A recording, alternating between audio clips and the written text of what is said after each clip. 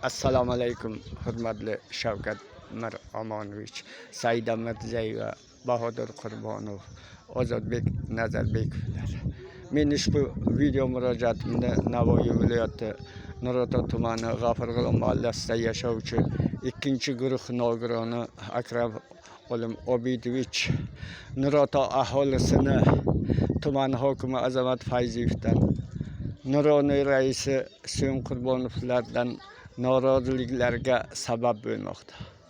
Mana bu ko'rib turgan joyingiz Iskandar Zulqaynar qal'asi. Bu qal'a tagida haqiqatan ham chashma g'orlari borligi, Iskandar Zulqaynar qishlog'idagi qadimiy qabrlar, g'orlari haqida, Umar So'fi haqida, Nurotoni qadimiy qabristondagi Umar Ato go'rxonasidagi qadimiy qabrlar arab tilida yozib, fors tilida perevod qilingan. Shular haqida, Nurotoning barcha mahallalaridagi qabrlar haqida o'zimga yarasha to'liq ma'lumotga egaman. Mani maqsadim o'zimni mansabim uchun emas, ona shahrim O'zbekistonda qolaversa, ona shahrim Nurotoni butun dunyoga tanitish, turizmni yanada rivojlantirish. Mana shu qal'ani kelajak avlodlarimizga saqlab qolish uchun puxta g'ishtdan terib, texnika xavfsizligi bo'yicha tepalariga reshotkalar qo'yib, puxta g'ishtdan terib. Mana bu esa noyob Xudo tomonidan yuborilgan tosh orqali butun Nuroto xalqini boqayotgan chashmamiz, Xudo bergan yer ostidan qaynab chiqayotgan suvlar, undagi baliqlarni tomosha qilgan butun O'zbekistonimizning hamma joylaridan kelib, haqiqatan ham men uchun ikkinchi Makka hisoblangan joy deb o'ylayman. Butun O'zbekistonimizning hamma joylaridan kelib, ziyorat qilib, suvlarni olib, shobaxshligi ekanligini to'liq ma'lumotga egaman.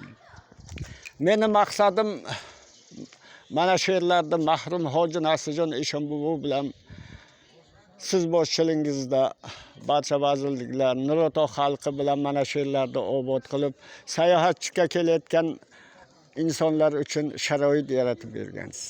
Lekin ming afsuski, Nuroto tumani hokimi Azamat Fayziyev shu tumanni yaxshi bilgan, yo'l qurilish boshlig'i bo'lib ishlagan, hozirda 5 yildan beri Nuroniy raisi bo'lib ishlab kelayotgan Hussein Qurbonovlar sayohatga kelgan chet elliklarda sayohatchilarimizga, mehmonlarimiz uchun hech qanday sharoit yaratib berilmaganligini mana shu yuborayotgan videolarimda ko'rib, o'zingiz bir xulosa berasiz. Mani maqsadim shu rayonni, shu tumanni ziyoratgohga yanada aylantirish. 2026-yil 25-aprel kuni Xalq qabulxonasiga yillar davomida tuman hokimi Nuroniylar raisligiga murojaat bilan chiqqanman. Ko'p katta bo'lmasa ham o'z ona shahrim uchun kichkinagina bir kitob yozganman. Kitob chiqarishimga to'sqinlik qilayotganligi. Xatimga javob olish uchun kirganimda tuman hokimi Azamat Fayziyev ko'pchilik oldida meni kompyuter simi bilan urib ketdi.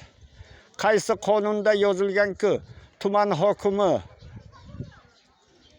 Azamat Fayziyev fuqarolar o'z murojaatiga javob olib, nogironlar javob olishga kirganda urib ketishgan.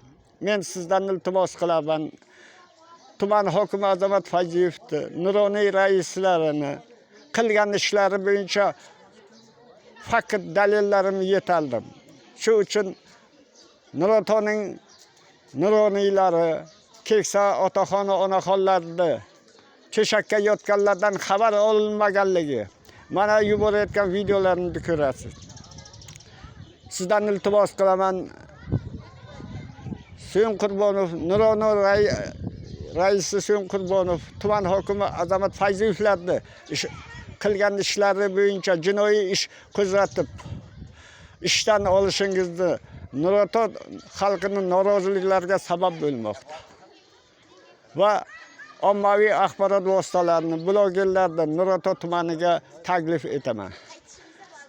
2025-yilda mana shu qal'a planga kiritilgan, lekin Ozodbek Nazarbekov tomonidan pul ajratildimi, yo'qmi, u bo'yicha menga qarang'i.